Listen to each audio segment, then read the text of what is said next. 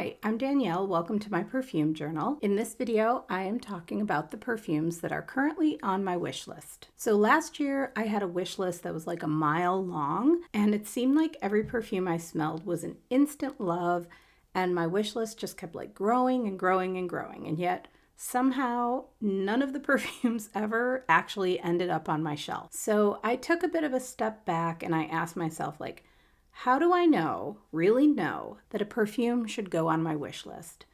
That I should save up for it or declutter for it or make a special splurge purchase? And I realized that I really needed to wear a perfume at least a few times before I could tell if it was truly going to be like a me perfume. So for this video, I'm going to share 5 perfumes that are squarely on my wish list and 2 that I'm kind of waffling over. There are a few perfumes that are on what I call my unicorn wish list.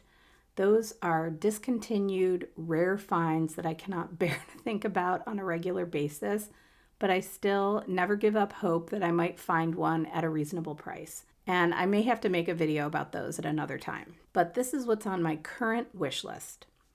So first up is Pure Poison from Dior.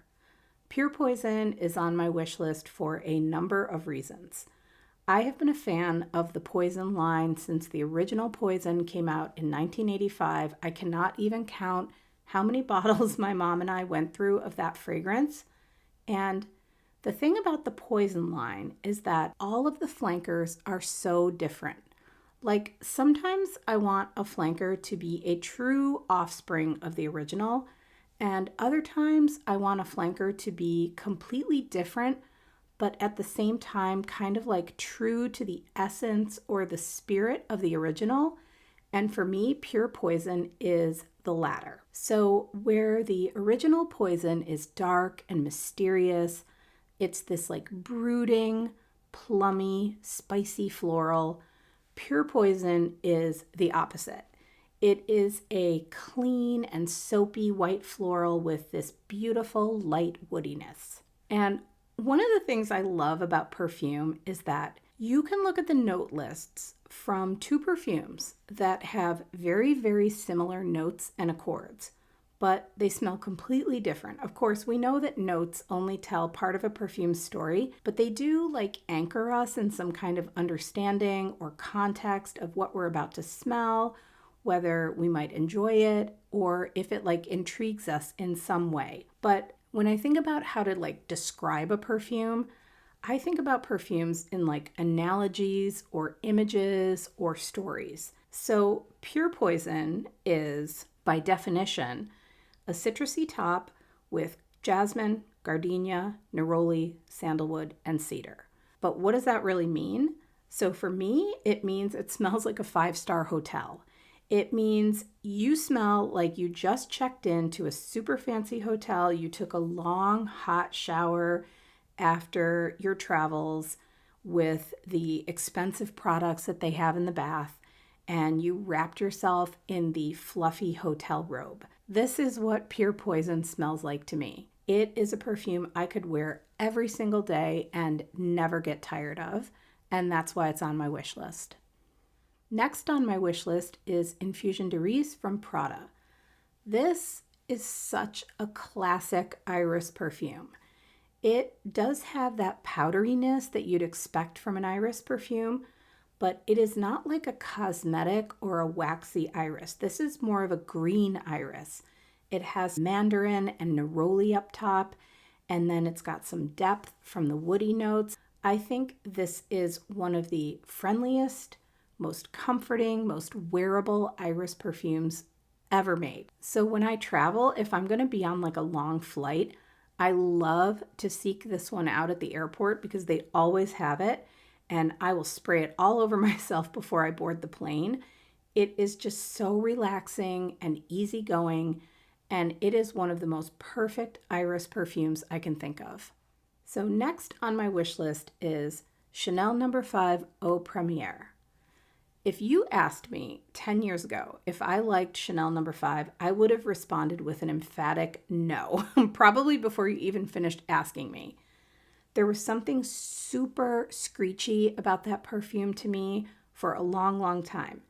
Maybe I didn't understand it. Maybe I didn't appreciate it. Maybe I was like worn out from all the aldehydic florals I wore for decades and decades.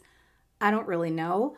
But now I feel like I want every single version of Chanel No. 5 ever made, and I cannot get enough of it. The Low, the EDP, the EDT, and most especially this one, the Eau Premiere. So the OG Chanel No. 5 came out in 1921. It is widely known as the most popular perfume of all time. So Eau Premiere was created by Jacques Polge, who was the house perfumer at Chanel for 37 years, and Jacques Polge created Eau Premiere to be like a modernized version of the original No. 5, a lighter, airier, and as Chanel describes it, a more luminous version. And it really is exactly that. Eau Premiere is still a very aldehydic floral perfume, but it has like softer edges, like somebody took a bottle of the original Chanel No. 5 and sprayed it through a silk veil. It is neroli, ylang-ylang, rose, and jasmine with a base of vanilla, sandalwood, and vetiver, and of course those famous aldehydes. It is that classic sparkly, soapy floral you think of when you think about Chanel No. 5, but without the more indolic and borderline animalic nature of the original. It is truly a modern take on this classic without losing the heart and soul of the original No. 5, and I love it. So next is Melograno from Santa Maria Novella. So Melograno is the one and only perfume on my wish list that I have not given a full and proper wear to, but I don't need to. Sometimes you put a perfume on your hand or you smell it on a blotter and you just know. And I have smelled Melograno more times than I can count, on my hand, on a blotter, in the air, under a cloche, and there is zero doubt in my mind that this is a must-have perfume for me. And I have just been waiting for the perfect time to buy it. So Melograno means pomegranate, which is the oddest name for this perfume because it smells nothing like a pomegranate to me whatsoever. To me, this perfume is a soapy floral chypre. Now, that's not really a formal category of perfume, but it's one I made up to describe this perfume, so we're going to go with it. Santa Maria Novella is one of the oldest perfumeries in Italy. It dates back to the 1200s. Melograno came out in 1965, so it has been around for a while. And to me, it smells exactly like a bar of finely milled soap. It has citruses and ylang and rose, and together they do make a very beautiful soapy profile. Melograno is also a little bit spicy and a little bit mossy, which takes that soapy profile into more of a chypre kind of territory than, say, a Chanel No. 5.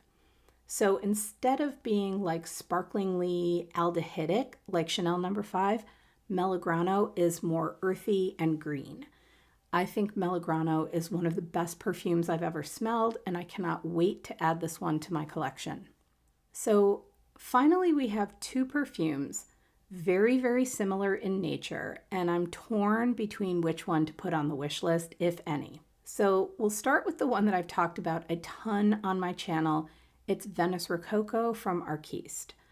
I got this as a free sample with a purchase at the beginning of the year, and I loved it so much that I purchased another sample and completely blew through that one too. Venice Rococo is that powdery, cosmetic-y, lipsticky profile that just makes me like weak in the knees.